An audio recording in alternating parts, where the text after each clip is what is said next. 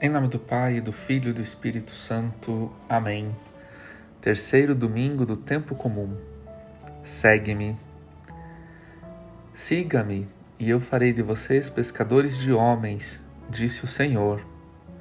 Já estamos, meus irmãos, no terceiro domingo do tempo comum. É sempre uma alegria celebrarmos o domingo, dia do Senhor. E na liturgia deste domingo, a primeira leitura é do livro de Jonas. E nós ouvimos como Jonas respondeu ao chamado de Deus. Jonas foi chamado por Deus, instruído a se levantar e ir para Nínive, aquela grande cidade, e lá deveria proclamar a mensagem do Senhor. Em obediência ao Senhor Deus, Jonas partiu e foi para Nínive.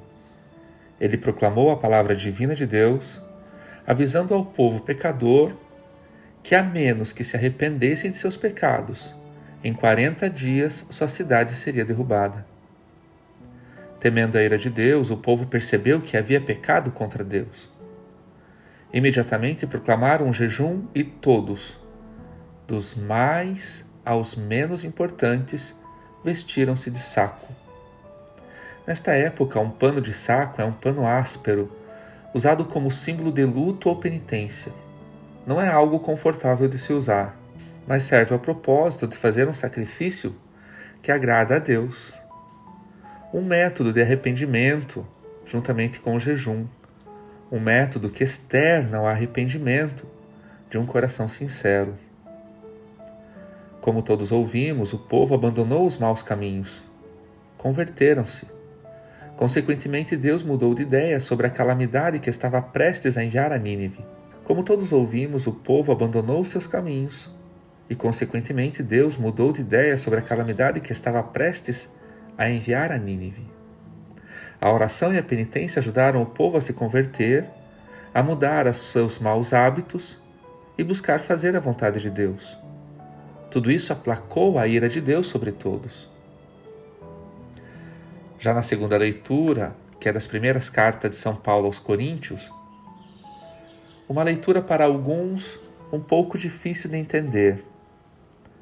Paulo disse aos que têm esposas que vivam como se não as tivessem, aos que choram como se não estivessem de luto, aos que se alegram como se não estivessem se alegrando, aos que compram como se não tivessem bens, e aos que lidam com o mundo como se não tivessem relações com ele, pois a forma atual deste mundo estava desaparecendo. Para compreender esta passagem, que se refere ao chamado a viver uma vida espiritual, é necessário rever outras partes da primeira carta aos Coríntios. É necessário perguntar-nos: do que Paulo está falando?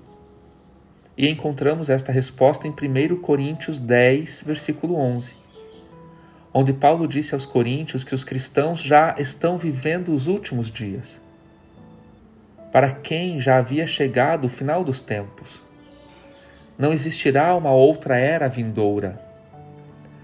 Ao contrário do que os nossos irmãos separados, os protestantes, evangélicos, neopentecostais acreditam e pregam, não haverá uma outra era, uma era gloriosa. Não haverá a vinda de um reino de Deus mundano ou de 1000 anos de paz, quando Jesus reinará na terra como rei num corpo físico. Não. O reino de Deus é um reino espiritual.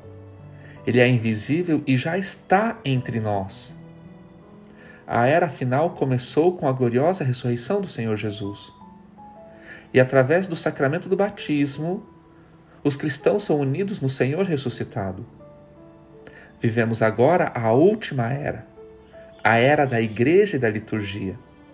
E nesta era, a Igreja, com a sua pregação e com a sua liturgia, administra os sacramentos que nos unem a Jesus, tornando presente em nossa vida agora a salvação que Jesus nos deu. Através da fé viva na esperança das coisas que estão por vir, os católicos já estão no futuro. Nós precisamos ultrapassar neste mundo os desejos de fama, os prazeres e as riquezas, fixando os olhos em Jesus no céu, aguardando pacientemente o momento glorioso em que os nossos próprios corpos serão ressuscitados na glória do Senhor Jesus. Quando recebemos o precioso dom da habitação do Espírito Santo no sacramento do batismo, recebemos a primeira parcela para a garantia da plena herança que nos aguarda, conforme Efésios e 2 Coríntios. Quando a gloriosa ressurreição dos corpos for cumprida, não haverá mais, enfim, competição, nem necessidades mundanas, nem fama, nem desejos de riqueza. Todos nós encontraremos a plenitude da nossa felicidade no amor de Cristo. Por isso vivemos agora neste mundo, com olhos fixos no Senhor. Vivemos agora mesmo no mundo, como se já estivéssemos na glória.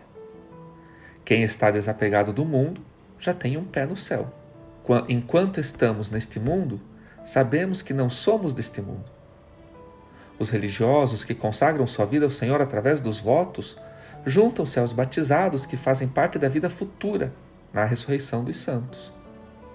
Aqueles que são casados por causa das responsabilidades que acompanham a vida conjugal, sendo ambos os cônjuges colocados nos assuntos do mundo que está passando, o casal precisa, vivendo as responsabilidades deste mundo, não perder a consciência que seu amor conjugal já é um exercício ao amor que devem, desde já, nutrir por Jesus, pois na eternidade é somente este amor que existe. Os celibatários estão livres das responsabilidades familiares, através da consagração perfeita a Deus no corpo e no espírito, e, portanto, já têm a oportunidade de saborear imediatamente a vida de glória que todos os cristãos antecipam.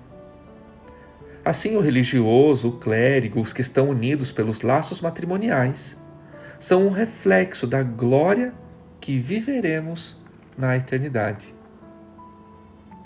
O Evangelho segundo São Marcos proclamou que Jesus, chamando os apóstolos para a missão, Simão, André, Tiago, filho de Zebedeu, e seu irmão João, cada um deles deixou o que estava fazendo para responder ao chamado de Jesus para uma vida de abnegação e sacrifícios contínuos. Ao atenderem ao seu chamado, eles se tornaram servos fiéis do Senhor, e seus nomes serão lembrados na história, para que possamos imitar seus exemplos e a sua fé viva em Cristo. Jesus disse a eles: "Siga-me, e eu farei de vocês pescadores de homens." Pescadores de homens são embaixadores de Cristo, representam Cristo. Nós, cristãos, através do batismo, somos chamados a sermos luz no mundo. Os cristãos são aqueles que são chamados a seguir em frente e a evangelizar o mundo, assim como Jonas obedeceu, como São Paulo obedeceu e como obedeceram todos os discípulos do Senhor, alguns até à morte. Nós, cristãos, somos chamados a evangelizar o mundo, os nossos familiares, amigos, colegas de trabalho, os estranhos e todos aqueles que entram em contato conosco durante a nossa vida. Mas tudo isso é para a glória de Deus. Meus irmãos em Cristo, todos temos um chamado a responder. Alguns são chamados ao sacramento da ordem sagrada ou à vida religiosa. Alguns são chamados ao sacramento do matrimônio. Alguns são chamados a simplesmente viver uma vida de celibato. Até os adolescentes e as crianças têm uma vocação na juventude. Embora a vocação de cada um possa variar de acordo com a sua situação de vida, as necessidades para servir a Santa Igreja são muitas. Jesus chama alguns para pregar, outros para lerem, outros para serem catequistas, coroinhas, e a lista vai embora. O importante é termos consciência de que existe um lugar para todos no corpo de Cristo e uma função específica para todos neste corpo. Cada membro do corpo de Cristo é uma pedra viva que pertence a um grande templo, a casa de Deus. Se retirarmos algumas pedras desta estrutura, ela começará a ruir. Da mesma forma, se todos os membros do corpo de Cristo em uma paróquia não se envolverem ativamente no ministério da igreja, a paróquia sofrerá. A igreja não pode florescer sozinha, precisa de pessoas, precisa de seguidores de Cristo. A igreja precisa de nós. Para liderar a sua Santa Igreja, pela graça do Pai Celestial e pelo poder do Espírito Santo, Jesus escolheu homens e mulheres, seres humanos, muitas vezes fracos. O Senhor não escolheu anjos. Se Ele tivesse feito isso, teríamos anjos ministrando a nós, administrando os sacramentos a nós. Porém, escolheu humanos fracos, e é de esperar que ninguém seja perfeito na sua vocação. Todos têm que aprender à medida que crescem em Cristo. Lembremos-nos de Pedro. Ele não negou conhecer Jesus por 3 vezes quando sua vida foi ameaçada. Onde estavam os discípulos de Jesus quando ele foi preso? Todos fugiram. Mas esse é o tipo de pessoas que Jesus escolheu na sua divina sabedoria. Pessoas imperfeitas, dispostas a amarem a Cristo e buscarem a perfeição. Assim eram os apóstolos. Sabendo isto, é necessário que os membros da Igreja rezem uns pelos outros, para que todos possam ser receptivos à orientação do Espírito Santo no seu ministério para promover o crescimento da Igreja de geração após geração.